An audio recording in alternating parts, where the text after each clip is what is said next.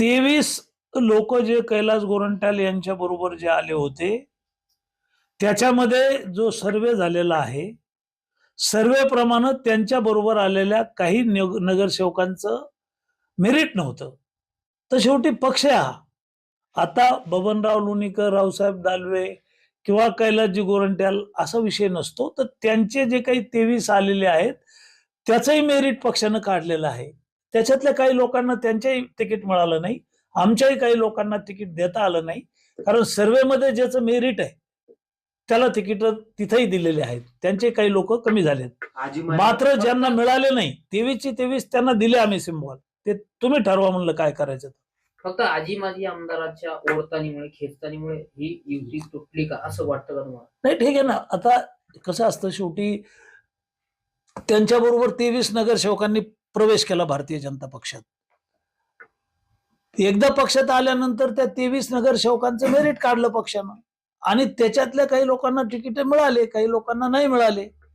आणि शेवटी अर्जुनराव खोतकर आहेत, खूप पहिल्या दिवशीपासून सकारात्मक होते. म्हणजे आम्हाला सुद्धा हे होताना थोड्या वेदना झाल्याच ना.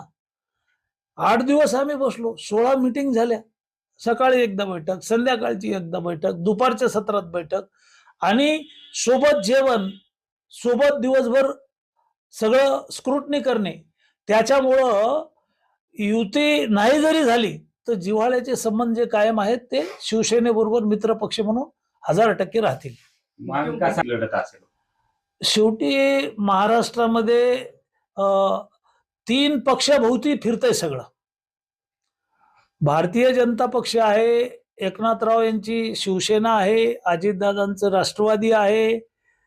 सत्ताधारी पक्षाची भूमिका आणि विरोधी पक्षाची भूमिका, दोन्ही भूमिका या 3 पक्षालाच करावं लागतात. त्याच्यामुळं राज्याचं जे चित्र आहे ते या 3 पक्षाच्या भोवती फिरतंय आणि शेवटी तिन्ही पक्ष बलवान झाले. त्याच्यामुळं त्यांची युती झालेली आहे. लोक आता कुणाच्या पाठीशी उभा राहतील आणि कुणाला मत आणि आशीर्वाद देतील त्याच्यावरती हा निर्णय आहे. मुख्यमंत्र्यांनी घराणेशाही नको असं म्हटलं होतं, परंतु कैलास गोरंट्याल यांच्या घरातूनच 2 उमेदवारी अर्ज केले. एक म्हणजे संगीता गोरंट्याल जे की माजी नगराध्यक्ष आहेत आणि त्यांच्या पत्नी आहेत, मुलांनी अर्ज भरलाय. याच्याकडे भाजप कसं बघताय? भारतीय जनता पक्षानं यावेळेला खासदार, आमदार, मंत्री यांची मुलं, यांची पत्नी, यांच्या कुटुंबात उमेदवारी द्यायचा नाही अशा प्रकारचा पारदर्शी निर्णय घेतलेला आहे. कैलासजी गोरंट्याल आज आमदार नाही आहेत, ते काही खासदार नाही आहेत. त्याच्यामुळं त्यांना हा नियम आणि निकष लागू होत नाही. ते जर आमदार असते तर मग त्यांनाही हा नियम लागू झाला असता.